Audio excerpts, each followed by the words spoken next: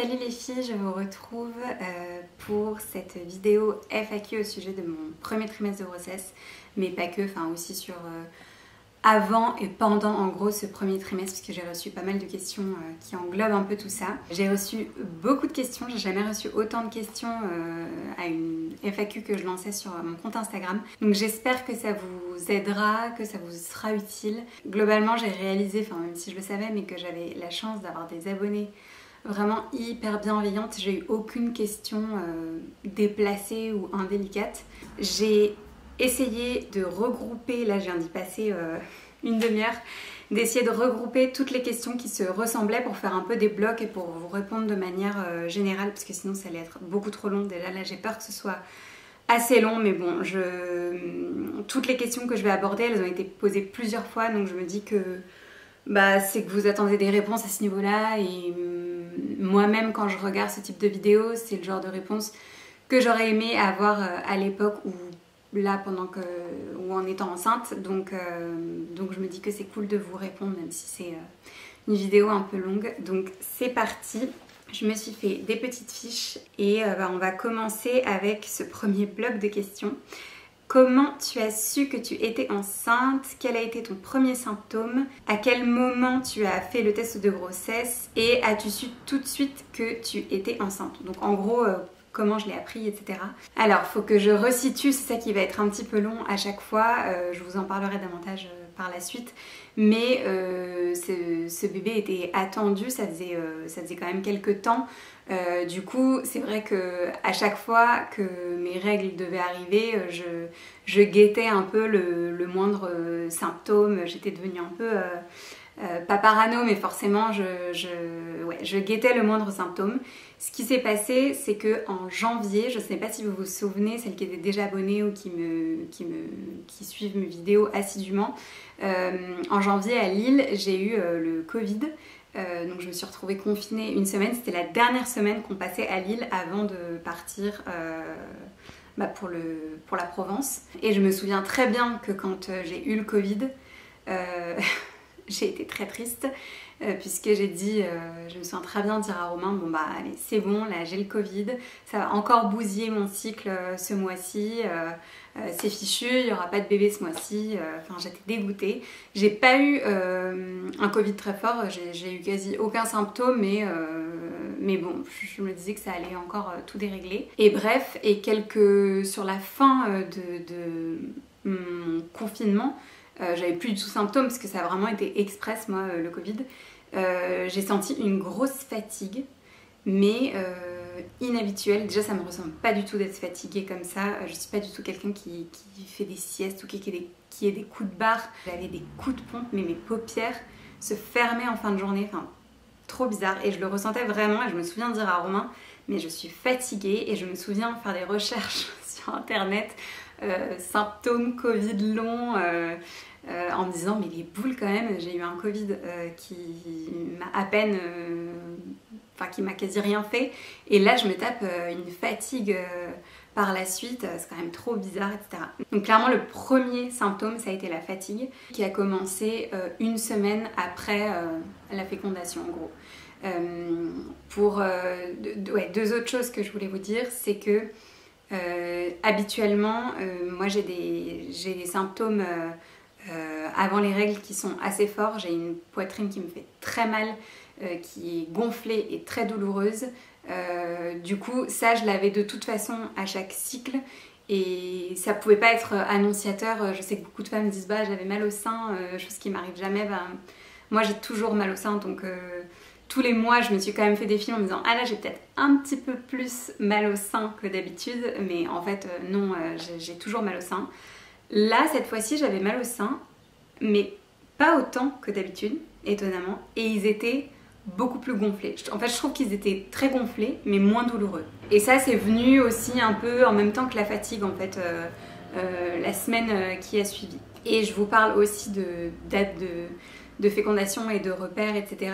Parce que je vais vous en reparler par la suite, mais en gros, on était dans un suivi un peu naturel, je vais vous expliquer ça après. Et du coup, je savais exactement quand est-ce que j'avais ovulé. Et du coup, je savais quand est-ce que mes règles devaient arriver, puisque entre le moment où vous ovulez et les règles qui arrivent, il y a 15 jours environ. Donc je savais qu'après l'ovulation, il y avait ces 15 jours très longs durant lesquels il fallait que je patiente pour voir si j'étais enceinte ou non. Donc au bout d'une semaine, j'ai commencé à être très fatiguée et j'avais cette poitrine gonflée. Mais à part ça, j'ai pas eu d'autres symptômes. J'ai vraiment attendu les 2 semaines parce que j'en avais marre d'être déçue à chaque cycle. J'ai fait beaucoup de tests de grossesse précoce, etc. à chaque fois en me disant t'es peut-être enceinte.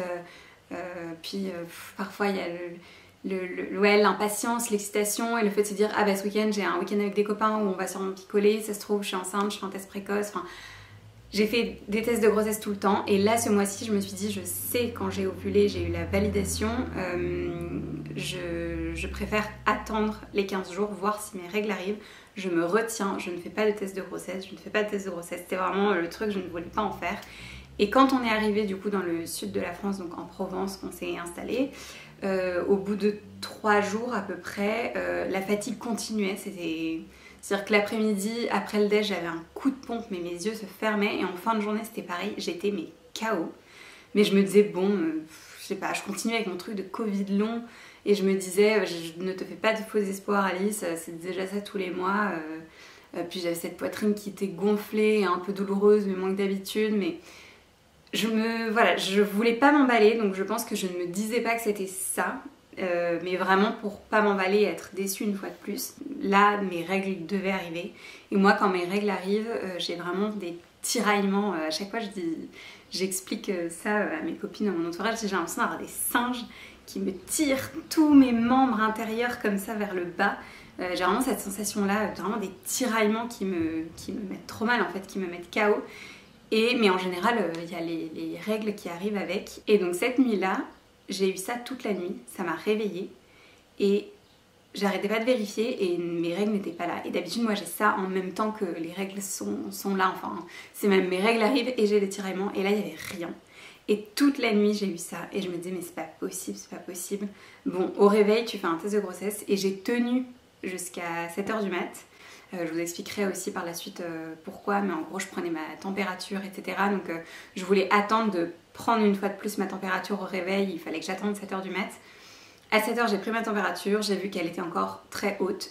Pour celles qui prennent leur température, vous comprendrez. Et j'ai vu qu'elle était très haute et je me suis dit bon là il faut que j'aille faire un test de grossesse, je ne tenais plus. Je me suis dit c'est trop bizarre, normalement la température elle chute, mes règles devraient être là. J'ai ces tiraillements mais j'ai pas de règles. Vraiment trop bizarre. Et du coup je suis allée faire un test de grossesse dans les toilettes toute seule. J'avais en réserve un test de grossesse numérique où vous avez vraiment le enceinte qui apparaît. Alors que d'habitude j'ai toujours pris des trucs à bandelettes. Et là en fait très vite j'ai eu le enceinte qui est apparu. Et bah, c'était ouf, mais j'étais choquée. En fait, je n'ai pas pleuré. Alors qu'auparavant, j'avais déjà été tellement triste à chaque test de grossesse, c'était les pleurs, etc. Et là, j'étais juste en état de choc. Romain dormait, donc moi j'étais toute seule dans la salle de bain. Et en fait, j'ai une cousine qui est médecin gynéco. Qui me suivait depuis plusieurs mois. Donc c'est avec elle que j'ai échangé direct par WhatsApp. Elle était réveillée à 7h du mat, trop drôle, et du coup elle m'a prescrit la prise de sang à faire, etc. J'ai pris ma douche, je me suis préparée, j'ai caché le test de grossesse à l'intérieur de ma veste et puis j'ai décidé d'attendre. Bon, je reviendrai dessus après, mais je l'ai pas annoncé tout de suite, j'ai rien dit, j'ai gardé le truc pour moi. Je voulais trouver une façon un peu sympa et originale de l'annoncer et pas juste aller réveiller Romain et lui dire comme ça. Ensuite, donc une question qui est énormément revenue, comment l'as-tu annoncé à Romain ainsi qu'à tes parents? J'ai mis aussi dans ce groupe de questions, pas trop dur de garder le secret au début, et avez-vous gardé le secret pendant 3 mois? Alors pour ce qui est de l'annonce à Romain, c'est la seule question où il m'a dit bah ça c'est un peu intime et privé, c'est cool si tu le gardes pour nous. Donc je vais pas vous raconter. Ce que je peux vous dire pour la petite anecdote, c'est que pendant toutes ces mois d'essai et cette attente, tous les mois j'avais des idées d'annonces de dingue, enfin de dingue. Chaque fois je me disais ah trop stylé mon annonce là, si je suis enceinte je le ferai comme ça, machin. En plus vu qu'on a pas mal bougé ces derniers mois, à chaque fois on était dans des endroits différents qui représentaient des trucs différents, où j'avais des idées différentes. Et là, ce mois-ci, mais je sais pas si c'est le test qui m'a complètement chamboulée, je n'avais aucune idée, mais ma créativité était niveau 0. Je ne savais pas comment l'annoncer, je savais que je voulais pas lui dire juste comme ça, mais j'avais aucune idée. Donc ça a été un peu compliqué de trouver une idée. Et du coup, je vais pas vous raconter non plus en détail l'annonce à mes parents, mais par rapport aux 3 mois. Mais nous, on n'était pas du tout figés sur le fait de garder ça secret pendant 3 mois, puisqu'on s'était dit que s'il y avait le moindre problème, bah, on en parlerait à nos amis proches et à notre famille. Mais c'est plus le contexte qui a fait que je l'ai annoncé effectivement à mes parents après l'écho des 3 mois. Vu qu'on était dans le sud de la France et qu'on n'a pas eu d'occasion en fait avant les 3 mois de voir notamment mes parents, et bah ça s'est fait à ce moment-là, mais c'est vraiment une question de contexte et parce que aussi c'est le premier et qu'on voulait pas l'annoncer par WhatsApp ou par téléphone. On avait envie de le dire de vive voix au maximum de personnes. Mais sinon, j'avoue que pour nous, ça a été plutôt facile à garder parce que vu qu'on n'était pas justement à Paris, je me dis on aurait été à Paris, ça aurait été beaucoup plus compliqué. À l'époque où on vivait à Paris, on avait vachement de dîners, d'apéros, de soirées, etc. Enfin, j'aurais dû esquiver tellement de trucs, faire semblant dans tellement de situations, alors que là, on a moins vu de monde, on a pu plus facilement dire qu'on pouvait pas faire tel ou tel week-end et du coup rester un peu dans notre bulle, et j'ai très peu eu à faire semblant en fait. Prochaine question, donc ça, oh là là, il y a eu tellement de questions à ce sujet et je pense que ça va être une des réponses les plus longues. Est-ce que ça faisait longtemps que vous vouliez un enfant? As-tu des difficultés à tomber enceinte? As-tu arrêté longtemps avant ta contraception? Prenais-tu la pilule? Des tips pour tomber enceinte facilement? As-tu mis des choses en place pour tomber enceinte? Vous l'aurez peut-être un petit peu compris avec le début de cette vidéo, effectivement ça a mis un peu de temps pour nous. Je dis un peu, j'essaye de rester délicate et de peser mes mots parce que moi ça m'a paru très long, mais je sais qu'il y a des femmes pour qui ça prend beaucoup plus de temps et qui me regardent aujourd'hui et qui sont peut-être toujours en essai bébé et pour qui c'est encore long. Du coup, je nous estime chanceux que ça ait fonctionné finalement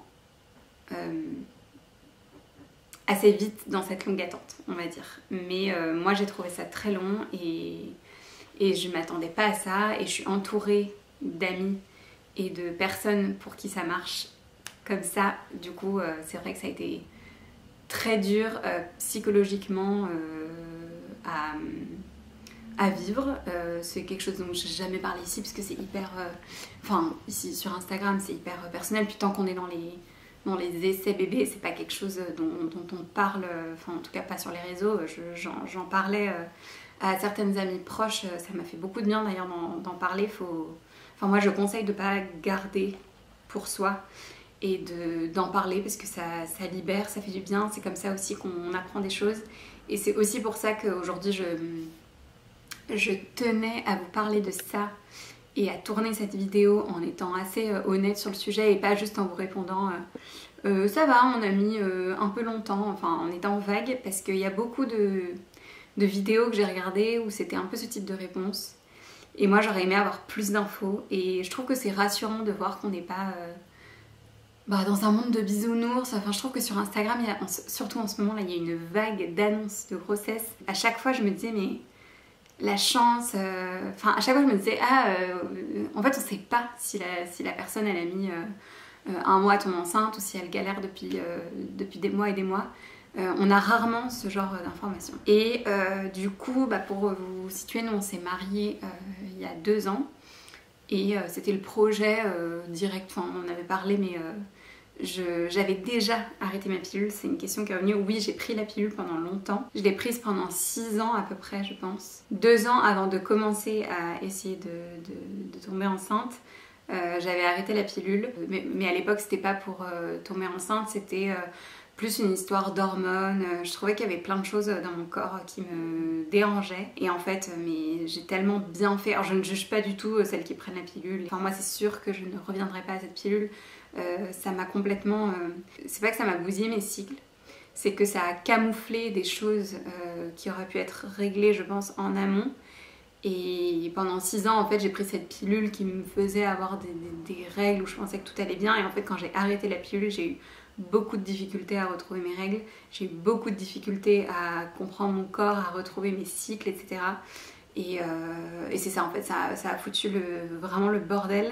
Et je sais que c'est pas forcément la pilule, mais en tout cas, ces 6 années de pilule ont caché le fait qu'il y avait des choses... qui se passait et que j'aurais pu régler avant. Donc oui, j'avais arrêté la pilule longtemps avant et donc on a mis un peu plus d'1 an et demi à ce que ça fonctionne. Je sais pas pourquoi ça m'émeut beaucoup alors que ça fait... Enfin maintenant que je suis enceinte, en fait, je suis tellement heureuse, tellement le plus beau cadeau qu'on ait eu et la chose qui nous soit arrivée au final naturellement. Ouais, on est hyper reconnaissant, que je suis hyper... fière de nous, fière des choses qu'on a mis en place, etc.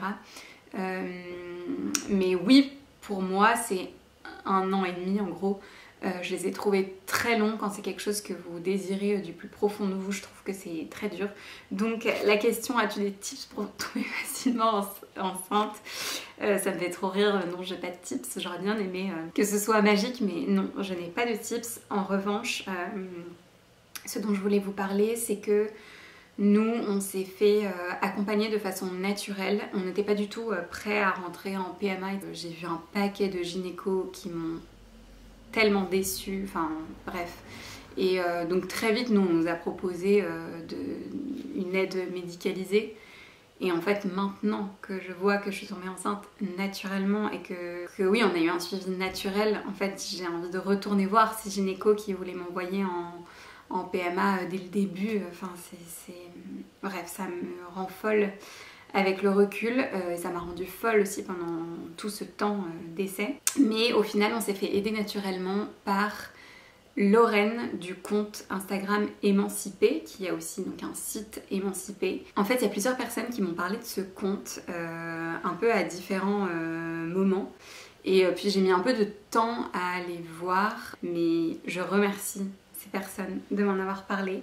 Et j'avais échangé avec une fille sur Instagram avec qui je parle souvent. C'était en octobre, quand on était à Saint-Jean-de-Luz, et qui m'a convaincue de vraiment regarder le compte Instagram Émancipé. J'ai passé ma soirée, et alors pas ma nuit, mais je me suis couchée très tard parce que j'ai lu ses articles sur Instagram et sur son blog, mais en long, en large et en travers. Et c'est passionnant, elle aide les femmes à comprendre leur corps, à comprendre leur cycle, grâce à la prise de température, grâce à l'analyse de la glaire cervicale. Alors, toutes ces choses, ça vous paraît peut-être pas très glamour et peut-être que certaines, vous voyez même pas de quoi je parle, mais en fait, moi, je me suis prise de passion pour tout ça. Et c'est vraiment grâce à cette découverte que ça a marché et grâce à tout ce qu'on a mis en place. Et donc nous, on s'est pas arrêté là, on a décidé de faire un suivi avec elle. Elle met en place des sessions de coaching qui durent 3 mois, ça s'appelle le Fertility Club. Et donc moi, j'ai fait partie d'une des promos, puisqu'il y en a plusieurs, j'étais pas dans la toute première, d'une des promos du Fertility Club. Et c'est un coaching où on est à la fois avec Lorraine et à la fois tout un groupe de filles ayant le même objectif, c'est de comprendre notre corps pour pouvoir tomber enceinte. Et ça a été incroyable, ça pareil, je pourrais en parler des heures. Et ça a été vraiment une révélation. J'ai appris tellement de choses en fait durant ces 3 mois et on est très content en fait d'avoir sauté le pas et d'avoir fait cet accompagnement. Pareil, si vous avez des questions en fait en privé, n'hésitez pas à m'écrire sur Instagram, je réponds toujours un peu en décalé, mais j'y répondrai. Et surtout, ça a été tellement un déclic et tellement important pour nous, pour moi, que je suis contente aujourd'hui d'en parler. Et je vous pousse en fait, même si vous n'êtes pas tout de suite en essai bébé, mais à apprendre à comprendre votre corps et vos cycles grâce à la méthode de la symptothermie. Il y a aussi quelque chose dont oui, j'ai pas parlé mais qui est quand même important. on a quand même fait évidemment tous les examens pour vérifier que tout allait bien, et justement tout allait bien. Donc c'est aussi pour ça que je nous estime chanceux. Je sais que on n'avait pas de problème en particulier, donc c'était un peu une infertilité inexpliquée justement. Et la seule chose, c'est que moi j'ai des cycles très long en fait et complètement anarchique. Et il n'y a rien qui explique ça, alors qu'on a fait plein de tests en profondeur justement grâce à Lorraine d'Émancipée sur les taux d'hormones, etc. Enfin, elle vous fait aller assez loin dans vos recherches. Mais ce que je voulais dire, c'est que même en ayant des cycles très longs et très anarchiques, et c'est ça qui m'épuisait en fait sur la longue, et d'entendre les médecins qui vous disent vous avez des cycles longs, donc c'est impossible que vous tombiez enceinte parce que vous n'ovulez pas, etc. Blablabla. Ce que je peux vous dire, c'est que ce petit bébé qui s'est accroché et qui est là, il est arrivé sur un cycle très long, sur une ovulation très tardive. Et en fait, c'est possible d'ovuler tard et que ça fonctionne. Donc toutes celles qui ont des cycles longs et à rallonge et anarchiques et irréguliers, en fait, il faut juste cibler le bon moment, et l'ovulation, elle tombe pas toujours à J14 comme nous apprennent les médecins et comme on a appris depuis qu'on est toute petite. Ça change, toutes les femmes sont différentes, et c'est pas parce que voilà, qu'on ovule plus tard et que nos cycles sont plus longs que ça ne peut pas fonctionner. Après, il y a 1000 cas, je le sais bien, mais je sais que moi c'est quelque chose que j'aurais aimé entendre, alors qu'on m'a dit tout le contraire pendant des mois et des mois, quoi. Ensuite, on arrive du coup aux symptômes du premier trimestre. As-tu eu des nausées? Comment les contrer? Des astuces pour gérer ces symptômes? Comment as-tu géré la fatigue et les premiers symptômes? Est-ce que ça a été difficile niveau nourriture? As-tu eu des envies particulières? Ce premier trimestre a été pour moi assez hardcore, même si, une fois de plus, je m'estime chanceuse puisque je n'ai pas eu d'urgence médicale. Je sais qu'il y a bien pire que moi, mais moi, j'ai mal vécu ce premier trimestre.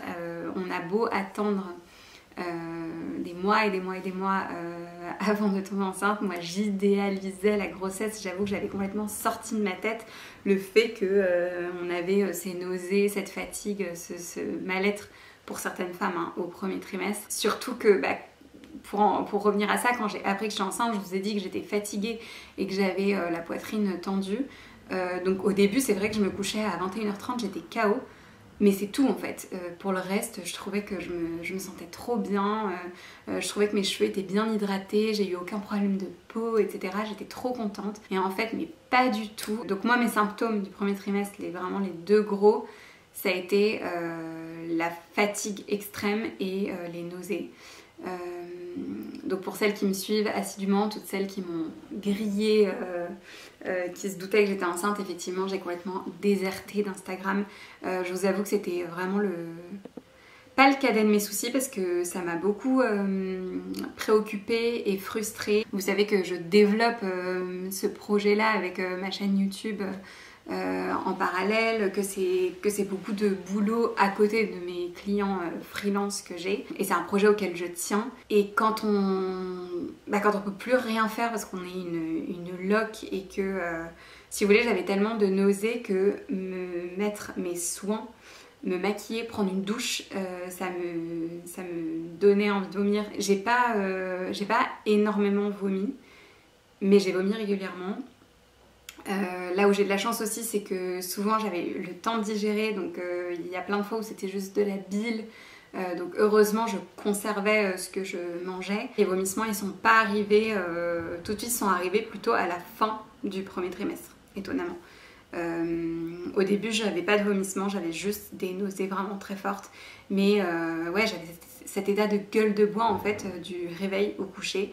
Je me couchais, j'avais la gerbe, je me réveillais parfois la nuit, mais c'était horrible. Romain allait me chercher du jus de pomme, oui, parce qu'il y a eu quand même des choses qui me soulageaient pendant cet état de gueule de bois. Et celle à qui j'en parlais me disait « Ne t'inquiète pas, ça va s'arrêter à la fin du premier trimestre, tu vas voir, c'est fou ».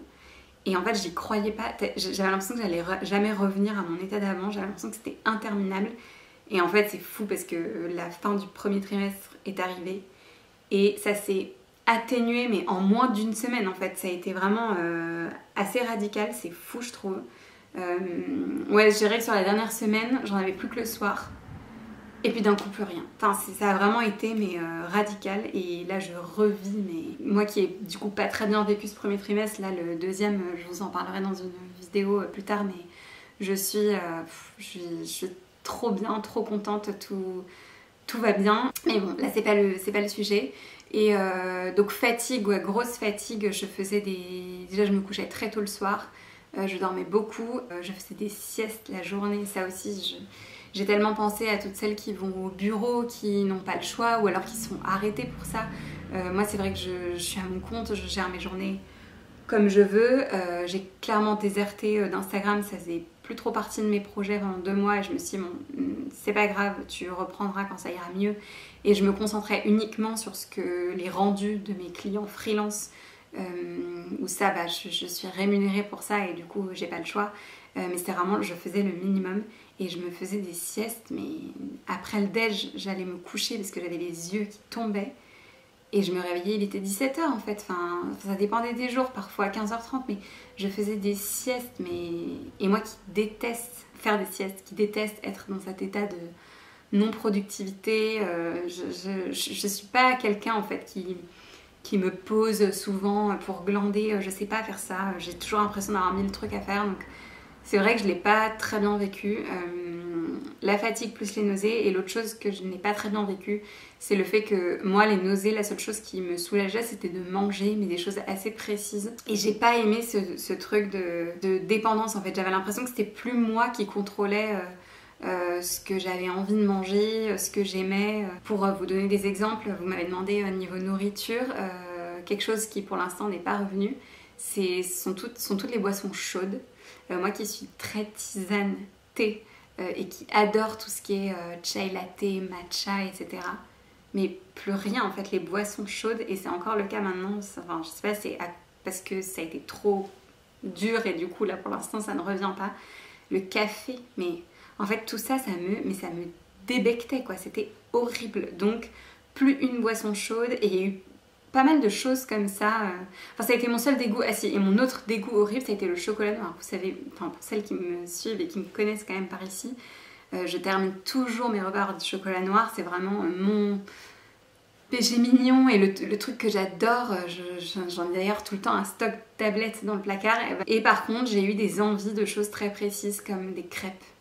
Un soir, on a fait des crêpes hyper tard parce que j'avais envie de crêpes, donc on a fait des crêpes. J'avais envie de choses aussi très fraîches, donc ça c'est cool, comme de la mangue, des fraises, enfin le gros cliché, mais en fait, ouais, tous les fruits frais, en fait, ça me faisait beaucoup de bien. Mais ouais, mon corps avait besoin de pain, de pâtes, de crêpes, de choses, de frites, de choses un peu parfois grasses, consistantes, et ça je l'ai pas très bien vécu parce que je trouve que 2 mois et demi c'est long, et j'avais l'impression que ouais, je ne mangeais plus comme avant, c'était plus moi quoi, c'était un peu bizarre. Ce premier trimestre, chacune le vit différemment. Celles qui n'ont aucun symptôme, elles ont beaucoup de chance. Moi j'ai trouvé ça vraiment très dur, et je ne me cache pas de le dire parce que j'ai tellement attendu cette grossesse, et enfin tellement.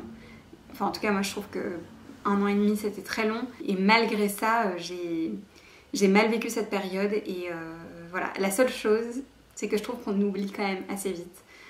Pareil, ma mère me disait mais tu verras, tu vas oublier, tu y penseras plus, etc. Et effectivement avec le temps on oublie. Et là je me sens tellement bien et tellement en forme que oui, en fait, je me dis que c'était pas grand chose de moi, et que chaque grossesse est différente, et que ça se trouve ce sera pas la même chose la prochaine fois, j'en sais rien. Et pour vous partager quelques tips, même si malheureusement je pense que c'est vraiment propre à chaque femme, donc j'en ai pas 10 000.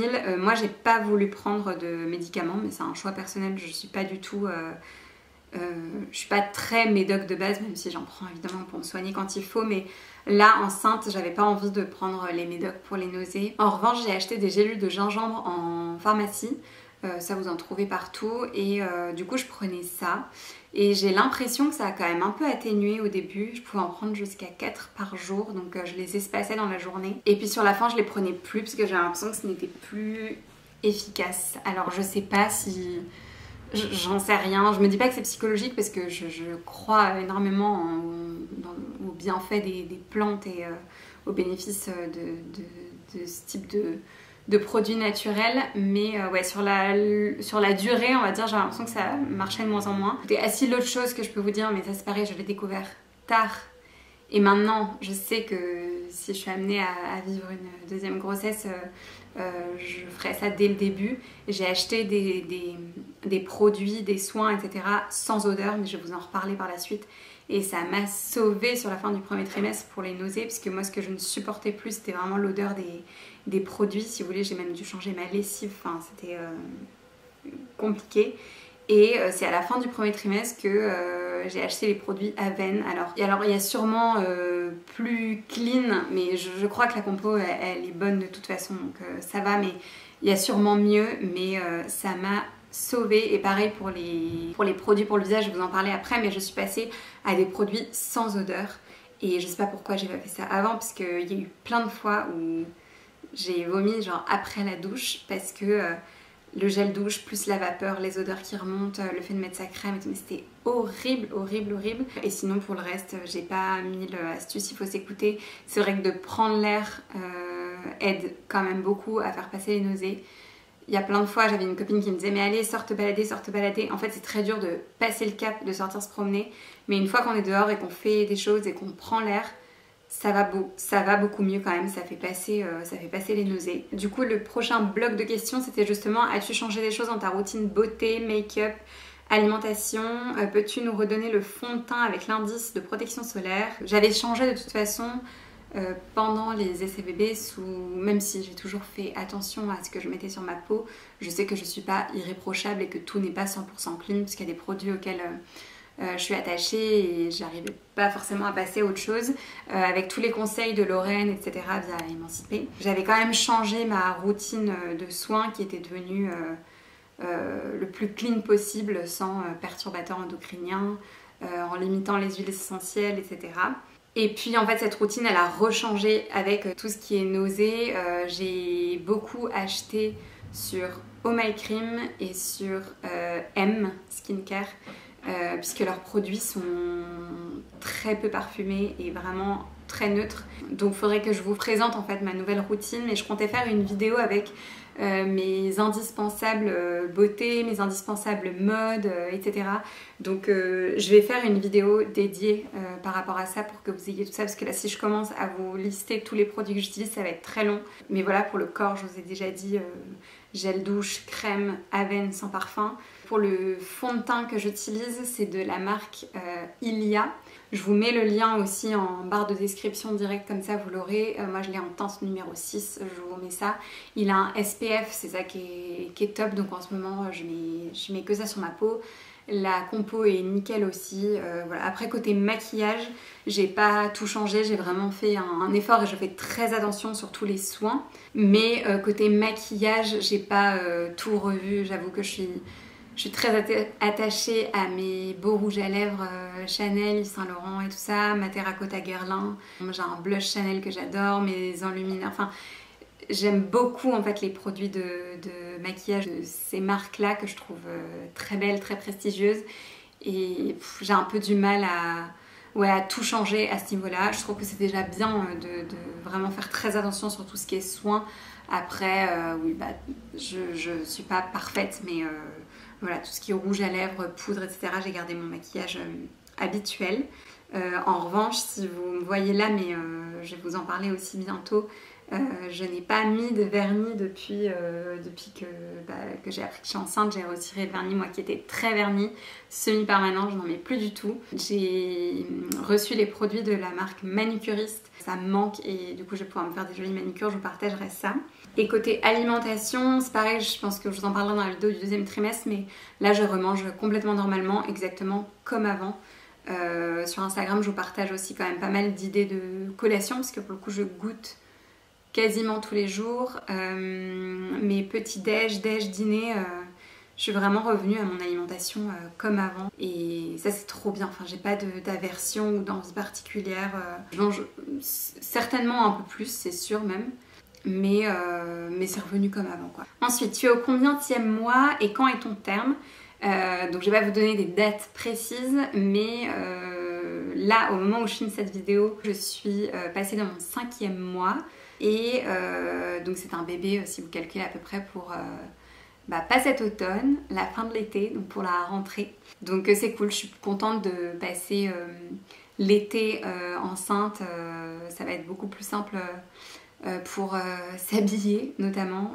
D'ailleurs on m'a posé une question par rapport à ça, j'y reviendrai après. Comment as-tu adapté le sport et l'alimentation? Donc l'alimentation je vous ai dit, et le sport, c'est vrai qu'on m'a demandé si j'allais faire des vidéos de YoFit spéciale grossesse, et je suis désolée mais non, pas du tout, parce que je ne suis pas diplômée coach sportive, je ne suis pas diplômée coach pré et post-natal, et je n'ai absolument pas envie de prendre le risque pour moi, mais pour vous surtout, de vous partager des séances et des exercices spéciaux femmes enceintes, alors que je ne suis pas formée à ça. Je trouve que c'est trop important et trop risqué.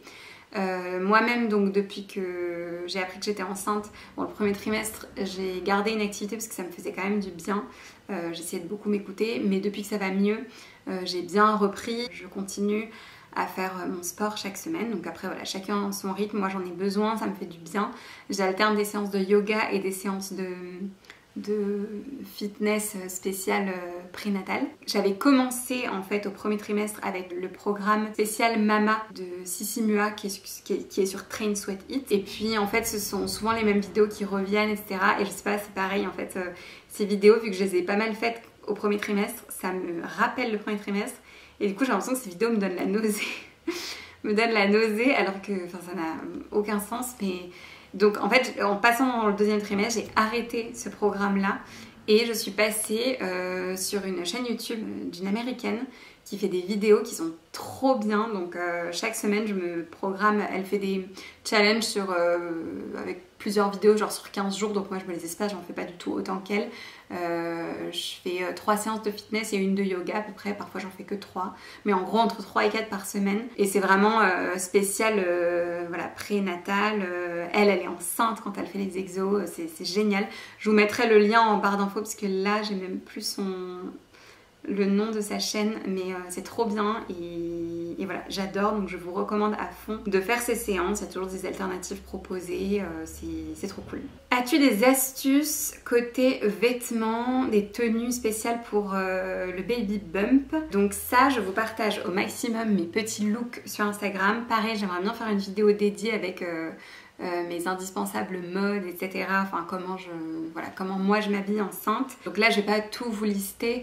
En revanche, j'ai trouvé ça difficile tant que je m'étais pas mise à acheter des choses. Pour l'instant, moi, je suis pas du tout branchée vêtements de grossesse parce que je suis très chiante et que vous savez à quel point j'adore m'habiller, et je trouve que tous les vêtements de grossesse, c'est moche. Enfin, pour l'instant, j'ai rien trouvé de beau. Ou alors, il y a quelques marques qui se lancent sur le marché, mais c'est vraiment très très cher. Donc j'avoue que pour l'instant, moi j'achète quelques pièces en taille beaucoup plus grande. J'ai la chance d'être un petit gabarit de base et de faire du 34, du XS ou S. Donc là, j'achète pas mal en 38-40 ou en L, et du coup ça me va et c'est cool. J'ai pas acheté 1000 choses, mais j'achète quelques pièces par-ci par-là. Au début, j'ai fait pendant longtemps la technique de l'élastique au niveau du pantalon, vous savez, pour garder l'écartement. Mais j'ai fait ça très vite parce que j'ai très vite eu le ventre ballonné et qui sortait, en fait, même si ça se voyait pas, je pouvais plus rentrer dans mes pantalons et mes jeans. J'ai trouvé ça très inconfortable pendant longtemps. Moi qui adore avoir des blouses rentrer dans mes jeans, j'étais obligée de les porter par-dessus. C'est aussi pour ça que je partageais plus de look et plus rien, en fait, parce que c'était plus du tout un plaisir de s'habiller, et ça, j'ai pas du tout aimé ça non plus. Mais là, depuis que voilà, j'ai retrouvé ma créativité, peut-être, j'en sais rien, mais je m'amuse à me créer des looks et trouver des pièces qui sont sympas. Mais pareil, je vous parlerai de tout ça dans une vidéo, et puis là au quotidien j'essaie de vous partager au max mes looks, et je vais mettre une story à la une avec mes looks de grossesse, justement pour que ça vous donne des idées avec les refs à chaque fois que j'ai des pièces à vous partager, etc. As-tu des applications, livres, vidéos, podcasts à conseiller? Ça, c'est pareil, j'ai tout rassemblé, on m'a posé ces différentes questions. Il y a pas mal de choses, les livres notamment, je reviendrai dessus peut-être au deuxième trimestre ou dans une vidéo dédiée, parce que pour l'instant, je viens d'en acheter, donc je peux pas trop vous en parler. Podcast, pareil, là je fais vraiment l'autruche, donc pour l'instant, j'écoute rien. Par contre, j'ai 2 applications qui sont géniales. Une que vous devez certainement connaître qui s'appelle Grossesse Plus qui est très connu et vous avez chaque semaine la taille de votre bébé qui est visible soit en taille de fruits, en taille de confiserie ou en taille d'animal. Donc c'est marrant, vous avez des petites infos sur ce qui se passe chaque semaine avec l'évolution de votre bébé que vous voyez grossir. Donc ça, j'ai trouvé ça fou, je regarde vraiment toutes les semaines, j'adore. Et une autre appli qui m'a sauvée, c'est l'application Alimentation Grossesse. Et elle est trop bien, ça m'a sauvée au début quand j'y connaissais trop rien parce que moi je suis pas immunisée contre la toxoplasmose et je fais hyper gaffe aussi par rapport à la listeria, donc il y avait plein de choses, j'étais pas vraiment calée, donc c'est une appli trop bien, vous rentrez l'aliment, hop, il vous met le niveau de risque, comment faire si c'est trop risqué, enfin il vous explique pourquoi en fait, donc en 2-2 vous avez l'information et je trouve que c'est très bien, notamment quand les gens ne savent pas autour de vous, que vous êtes enceinte, que vous êtes stressé au resto avec ce que vous pouvez manger, etc. par rapport à la carte. Moi ça m'est déjà arrivé dans ce genre de moment de sortir mon portable, de regarder en 2-2 et du coup de pouvoir analyser ce que je pouvais manger ou non, c'est hyper facile, elle est bien faite, elle est gratuite, donc voilà c'est cool, je vous mettrai les liens en description. Connaissez-vous le sexe du bébé? Avez-vous déjà des idées de prénoms? As-tu déjà fait quelques achats? Donc pareil, j'ai rassemblé tout ça. Le sexe de bébé, on ne le connaît pas encore, enfin on n'a pas encore la confirmation, on l'aura bientôt, donc on a trop hâte. Et on en a assez rapidement parlé dès le début des prénoms, donc on a un prénom de garçon et on a un prénom de fille. Donc affaire à suivre, mais c'est cool, on est complètement en phase sur... Enfin on aime les mêmes prénoms, donc c'est trop bien. Et pour l'instant je n'ai fait aucun achat, mais même pas un body, je n'ai rien acheté. Parce que tant que je ne connais pas le sexe, j'ai du mal à me projeter et je vois plein de choses à chaque fois, mais j'ai pas envie d'acheter du neutre pour l'instant et ouais, je sais pas, je me dis une fois que je saurai le sexe, je pourrais me faire une première petite commande, me faire plaisir, aller acheter avec Romain quelques premiers trucs. Je vais m'arrêter là, j'espère que... Enfin, c'est sûr que j'ai oublié des choses et qu'il y a des choses dans lesquelles je suis pas rentrée en profondeur alors que cette vidéo est déjà ultra longue. Je suis vraiment très contente de partager tout ça avec vous. Je suis pas du tout experte, je découvre aussi, mais c'est un plaisir de partager mes petits tips, mes petites découvertes. Que ce soit food, vêtements ou même ces essais bébés qui peuvent être très compliqués, très durs. Je suis très contente d'en parler en fait et de partager ça sans que ce soit trop intime et trop personnel non plus, mais je trouve que c'est important et que ça fait du bien. Donc j'espère que cette vidéo vous aura plu, que vous êtes encore là alors que je pense que c'est la vidéo la plus longue de ma chaîne. On se retrouve très vite pour une nouvelle vidéo et si ça vous a plu, ben, on continuera avec une vidéo pour le 2e et le 3e trimestre. En attendant, on se retrouve au quotidien sur Instagram. À très vite.